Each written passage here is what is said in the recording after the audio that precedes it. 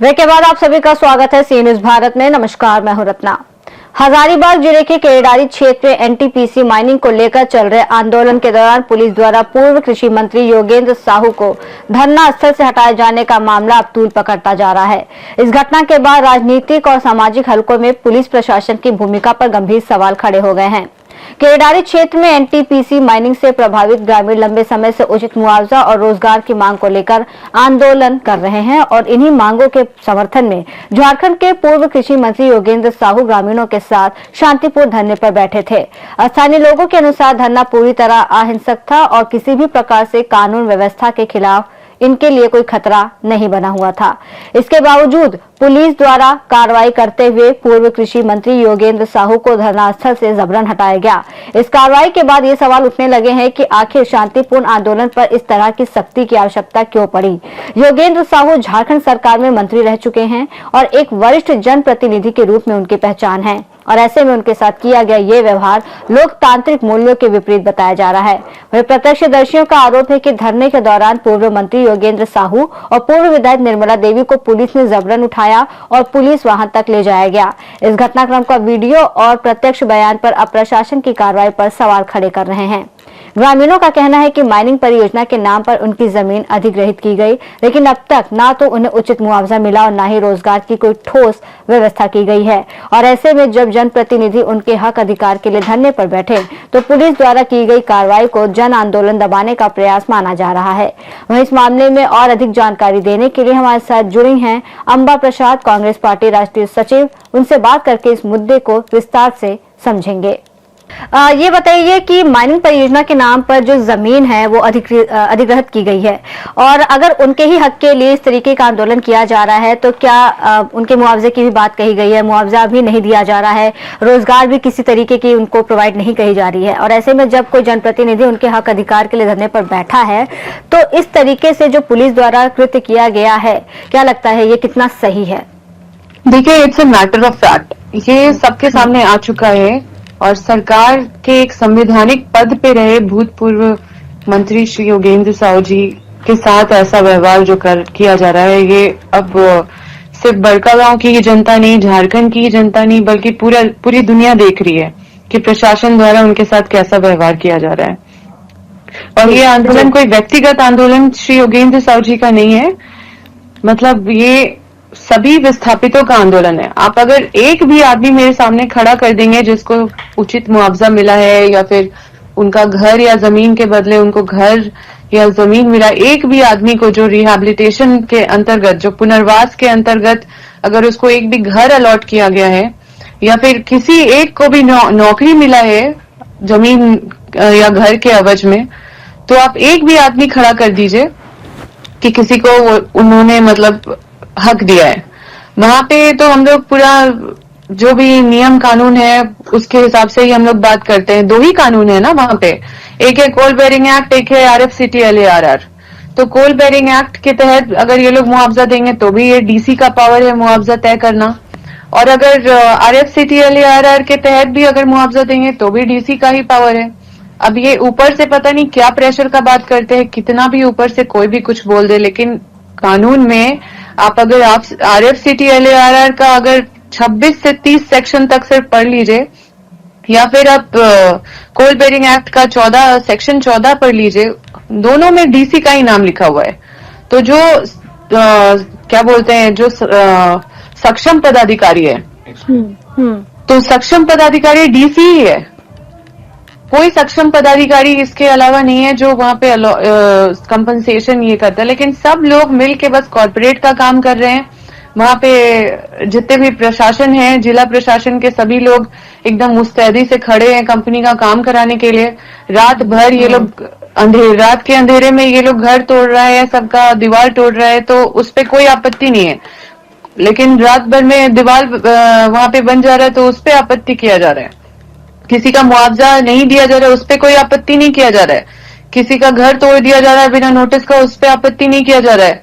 किसी को 3 लाख मुआवजा दे दिया जा रहा है कैश में, किसी को 10 लाख, किसी को 15 लाख। इनका कुछ भी मतलब मुआवजा का कोई नियम कानून नहीं है। और हम लोग कोर्ट भी गए हुए हैं, कोर्ट में जहां पे इनको जवाब देना चाहिए वहां पे जवाब नहीं देके ये अपना जवाब को विड्रॉ करके कि हम गलत जवाब फाइल किए हैं, और अभी तक जवाब ये लोग फाइल किए हैं कि नहीं इनसे पूछिए, क्योंकि ये मैटर सब जुडिस भी है, इनको वहां पे जाना नहीं चाहिए प्रशासन के लोगों को या एनटीपीसी के लोगों को। ये कोर्ट का मामला हो गया अभी, और कोर्ट में ये केस मेंटेनेबल है। तो बहुत सारा चीज है मैडम, अब इन सब चीजों पे हम लोग अपना लड़ाई लड़ रहे हैं, और इन सब चीजों पे अगर ये लोग को लगता है कि मतलब दंडात्मक प्रक्रिया से वो श्री योगेंद्र साहू जी को चुप कराने में या मुझे चुप कराने में वो सफल हो जाएंगे, तो ऐसा सोचना बिल्कुल गलत है। क्योंकि ये लड़ाई जो है ये उनका व्यक्तिगत लड़ाई नहीं है या हमारा व्यक्तिगत लड़ाई नहीं है। ये पकरी बरवाडी के बहुत सारे गांव जो विस्थापित हुए हैं उनका लड़ाई है। ये चट्टी बरियातू के बहुत सारे गांव जो विस्थापित हुए हैं उनका लड़ाई है, चाहे जोरदाग हो, केरेडारी हो, चाहे वो पगार हो, चाहे केरेडारी में भी जो ये लोग का प्रोजेक्ट चल रहा है उसमें भी मतलब दर्जनों गांव विस्थापित हुए हैं, उन विस्थापितों का लड़ाई है। ये सैकड़ों लाखों लोगों का लड़ाई है जो पूर्व मंत्री श्री योगेंद्र साहू जी लड़ रहे हैं, जो हम सब लड़ रहे हैं। जी, जिस तरीके से आपने बताया कि आप इतने सारे गांव स्थापित हैं और उनके हक के लिए आप लोग ये लड़ाई लड़ रहे हैं, और जो ये धरना था ये पूरी तरीके से अहिंसक भी बताया गया था, किसी भी तरह का ऐसा प्रोवोकेशन कुछ भी ऐसा एक्ट नहीं किया गया था जो भी धरने में बैठे थे। लेकिन जिस तरीके से कृत्य किया गया है, झारखंड के पूर्व कृषि मंत्री रह चुके हैं योगेंद्र साहू, और ग्रामीणों के साथ अगर वो शांतिपूर्ण धरने पर बैठे थे तो इस तरीके के जिस तरीके से पुलिस ने उनको उठाया है, जबरन उठा करके वहां से हटाया है, तो बार बार इस पर फिर से लोकतंत्र पर खतरे की बात हो रही है, कानून व्यवस्था फिर से सवालों के घेरे में आ रही है। पुलिस की बात करें, पुलिस अधीक्षक की बात करें या प्रशासन की भी बात करें, तो इन मामले में क्या कुछ संज्ञान में इन मामले में जी अंबा जी, इन मामलों में अभी तक क्या कुछ संज्ञान लिया गया है और कहां तक इस पे कार्रवाई की बात कही जा रही है? तो अभी तक क्या कुछ कार्रवाई की गई है इस मामले को लेकर? देखिए, जिला प्रशासन का ये दायित्व बनता है, जिला प्रशासन का ये जिम्मेदारी है कि वो न्याय दिलाए लोगों को, लेकिन ये उल्टा वहां पे कॉर्पोरेट का काम कर रहे हैं, दिन रात खड़े होके बस दमन कर रहे हैं लोगों का, शोषण कर रहे हैं लोगों का। अब ये देखिए कि एक कमेटी का रिपोर्ट भी है जिसमें कि एनटीपीसी छोड़ दीजिए, अब डीसी और कमिश्नर भी रिकमेंड किए हैं सरकार को कि वहां पे 2013 आरएफसीटी एलएआरआर का कानून, नया जो कानून है उसका अनुपालन होना चाहिए। और ये लोग पूरा उसके विरुद्ध जाके वहां पे फील्ड में कॉर्पोरेट के साथ मिलके वो ये मतलब इनका दोहरा चरित्र जो है ना, वो हम अपने कमेटी का रिपोर्ट आप लोगों के सामने लाएंगे प्रमाण के तौर पे, तो ये साबित हो जाएगा कि झारखंड के गरीब विस्थापित का दमन कौन संलिप्त है। जी जी। तो ये सारा चीज है, और हम लोग तो सरकार का आंख खोलने का काम कर रहे हैं। हम लोग अपने जनता के पक्ष में लड़ाई लड़ रहे हैं और ये कोशिश कर रहे हैं कि सरकार का ध्यान उस तरफ हो और सरकार न्याय करे इन लोगों के साथ। जो भी है बहुत बड़ा अन्याय है ये, और ये सिर्फ बड़का गांव तक ही सीमित नहीं है, पूरे झारखंड में सभी विस्थापितों के साथ अन्याय हर जगह हो रहा है। जी जी। योगेंद्र साहू जी की बात हो रही थी यहाँ पे, तो योगेंद्र साहू की तरफ से क्या कुछ बोला गया है इस बारे में, जिस तरीके से उनके साथ ये हरकत हुई है, जिस तरीके से उनको जबरन हटाया गया था? जी, बहुत सारा चिट्ठी पत्री हर जगह उन्होंने दिया है, हर जगह वो गए हैं, हर जगह अपनी बात रखे, हर जगह जो भी कागजी कार्रवाई होता है सब कुछ किए हैं। इधर तक मतलब सभी जो संबंधित जो डिपार्टमेंट है, जो जिनका काम है इन्वेस्टिगेट करना, वो इन्वेस्टिगेटिंग डिपार्टमेंट को भी चिट्ठी लिखे है, लेकिन सब फिर लास्ट में देखे कि जब सब मैनेज हो जा रहा है, सब कॉर्पोरेट के साथ ही अंत तक खड़ा हो जा रहा है, तो फिर वो हार के कोर्ट भी गए। कोर्ट में उनका केस मेंटेनेबल है, और कोर्ट में ये केस हम लोग जो लड़ रहे हैं उसमें स्टेट के तरफ से एक रिप्लाई फाइल करा गया था, लेकिन वो रिप्लाई फिर से वो लोग स्टेट ने विड्रॉ कर लिया, ये बोलते हुए कि हमने गलत रिप्लाई फाइल किया है। जिसमें अभी रिप्लाई फाइल किया है, अभी तक उनसे पूछे कि अभी रिप्लाई उन्होंने फाइल किया है कि नहीं। जहां पे उनको रिप्लाई फाइल करना चाहिए वहां उनको फाइल करना चाहिए, यहाँ पे आके तोड़फोड़ कर रहे हैं। जब ये मैटर सब जुडिस है कोर्ट में, जब ये मैटर कोर्ट के संज्ञान में है, तो इनको तो कोर्ट में जवाब देना चाहिए, कोर्ट में उनको विश्वास रखना चाहिए। जी, धरने से पहले क्या किसी तरीके का कोई चेतावनी थी, कोई वार्निंग थी जो योगेंद्र साहू जी ने दी थी? क्या कुछ मांगे थी जी चंद दलाल के सहयोग से और जिला प्रशासन के दमन के डर से वहां पे मतलब उन लोग का डर दिखा के गरीब लोग को दबाया जा रहा है, विस्थापित लोग को दबाया जा रहा है। पूर्व मंत्री श्री योगेंद्र साहू जी और पूर्व विधायक श्रीमती निर्मला देवी जी वहां पे बैठी हुई है और इस लड़ाई को मतलब ये आर पार की लड़ाई है। हम लोग सब इस लड़ाई को आर पार की लड़ाई समझ रहे हैं क्योंकि बहुत हो गया, सब लोग बहुत झेल रहे हैं और ये पूरा मतलब समझिए कि एकदम चरम पे पहुंच गया है ये जो अत्याचार है, कंपनी की तरफ से हो या प्रशासन की तरफ से। क्या मतलब आप लोग भी जानते हैं कि क्या ये बात सही नहीं है कि हजारों हजार प्रतिवेदन विस्थापितों के द्वारा दिया गया है जिला प्रशासन को उनके हक के लिए, उनके इश्यूज के लिए, लेकिन आज तक उन प्रतिवेदन का भी कोई सुनवाई नहीं हुआ है।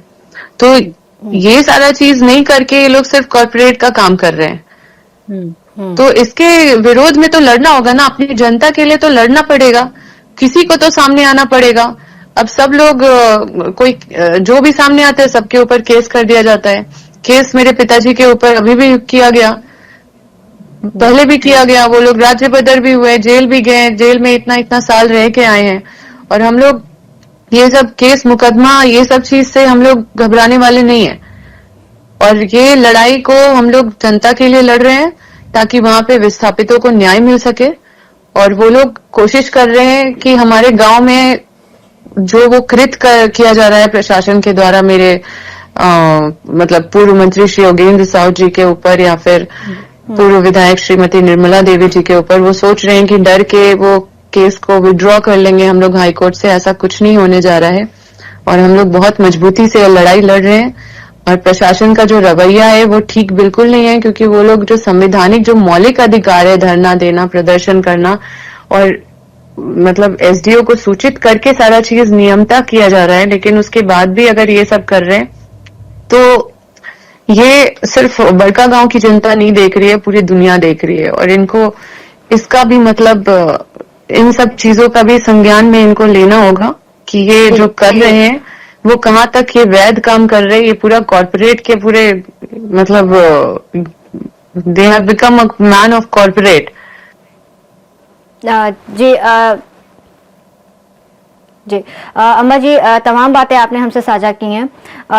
योगेंद्र साहू जी, जिस तरीके से उन्होंने आपने बताया कि धरना दिया, अहिंसक धरना था, कोई क्षति भी नहीं थी, शांति से वो अपनी मांगे रख रहे थे, लोगों की मांगे रख रहे थे, उसके बावजूद उनके साथ इस तरीके का व्यवहार किया गया। अब जब फिलहाल जो माहौल है सब तरफ से देखा जाए तो दरवाजे बंद नजर आ रहे हैं, तो इस समय योगेंद्र साहू जी की क्या प्लानिंग है, वो कैसे अब अपनी बातों को सामने रखेंगे? कोर्ट भी गए, प्रशासन के जिस तरीके से हेल्प की उम्मीद थी वो भी नहीं मिली है उनको, जिस तरीके से पूरी इंफॉर्मेशन, पूरी जानकारी देने के बाद वो धरने पर बैठे, उसके बाद भी उनके साथ इस तरीके का व्यवहार किया गया है। तो अब क्या करेंगे योगेंद्र साहू, ये बड़ा सवाल है, क्योंकि शासन प्रशासन तो अपना काम कर रहा है, लेकिन अगर योगेंद्र जी की बात करें तो इस समय उनके दिमाग में क्या चल रहा है?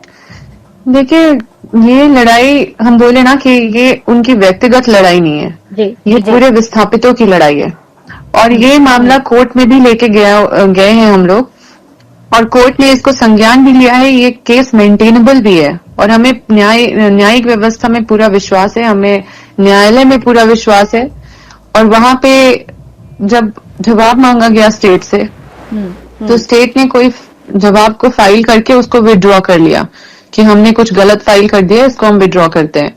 और फिर नया जवाब फाइल करने के लिए कोर्ट में उन्होंने परमिशन लिया कि हम दूसरा जवाब फाइल करेंगे। तो अभी तक तो मेरे संज्ञान में नहीं है कि उन्होंने कोई जवाब फाइल किया है। और क्योंकि मैटर सब जुडिस है कोर्ट में, तो इस पे ज्यादा बोलना ठीक नहीं है। लेकिन ये मैटर जब कोर्ट में चल रहा है तो वहां पे जाके प्रशासन इस तरह का जो एक्टिविटी में इन्वॉल्व है, ये बिल्कुल मतलब अवैध है। जी, बहुत बहुत धन्यवाद तमाम जानकारी हमारे साथ साझा करने के लिए। अब इस पूरे मामले में निगाहें हजारीबाग के पुलिस अधीक्षक पर टिकी हैं। ये देखना अहम होगा कि संबंधित थाना प्रभारी और पुलिस कर्मियों की भूमिका की जांच होती है या नहीं। साथ ही ये भी बड़ा सवाल बना हुआ है कि एनटीपीसी माइनिंग से प्रभावित ग्रामीणों को उनका हक और अधिकार आखिर कब मिलेगा। यदि प्रशासन ने समय रहते संवाद और समाधान का रास्ता नहीं अपनाया तो आंदोलन के और तेज होने की आशंका जताई जा रही है।